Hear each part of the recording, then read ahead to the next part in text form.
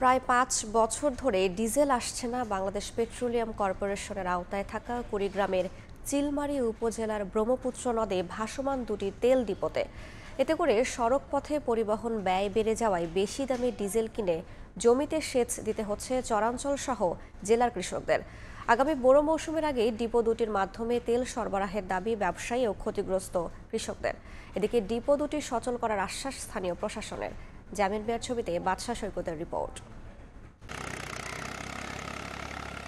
ব্রহ্মপুত্র নদের ডান তীরে পানিতে ভেসে আছে যমুনা ও মেঘনা ওয়েল কোম্পানির দুটি বার্জ ডিপো, কিন্তু দীর্ঘদিন ধরে এখানে নেই তেল সরবরাহ।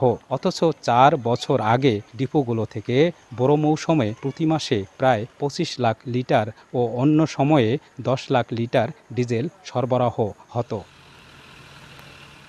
নৌপথে কম খরচে ডিজেল সরবরাহের জন্য ১৯৮৯ সালে কুড়িগ্রামের চিলমারী নদীবন্দর এলাকায় দুটি বার্জ ডিপো স্থাপন করে Bangladesh petroleum corporation BPC.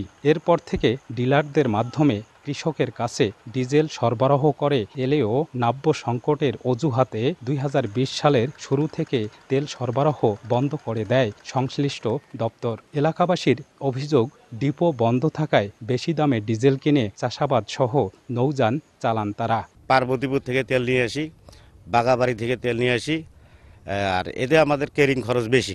N T ডিলাররা তেল নিত, আমরা ওখান থেকে তেল নিতাম, একটু কম দাম হতো। এই ডিপোতে তেল আসলে অন্তত কৃষকরা বা এই শ্যালো চলতেছে, কৃষকরা গরিব মানুষ এটা থেকে অনেক উপকৃত হবে। প্রয়োজনীয় লোকবল সহ সবকিছু ঠিকঠাক থাকলেও তেল না আসার কারণ জানা নেই ডিপোতে কর্মরতদের। তবে শিগগিরই ব্যবস্থা নেয়ার আশ্বাস দিয়েছে জেলা প্রশাসন। এখানে তেল আসলে আমরা তেল ডেলিভারি দিতে পারবো, কোনো সমস্যা নাই। আমাদের মেশিন মিটার ডেটার সব ঠিক আছে। যেহেতু এটা কৃষকের সাথে রিলেটেড এবং আমাদের খাদ্য উৎপাদনের সাথে সংশ্লিষ্টতা, আমি খুব দ্রুত চেষ্টা করব এগুলি কীভাবে পুনরায় চালু করা যায়। চিলমারী বার্জ ডিপো দুটির তেল ধারণ ক্ষমতা প্রায় ১০ লাখ লিটার।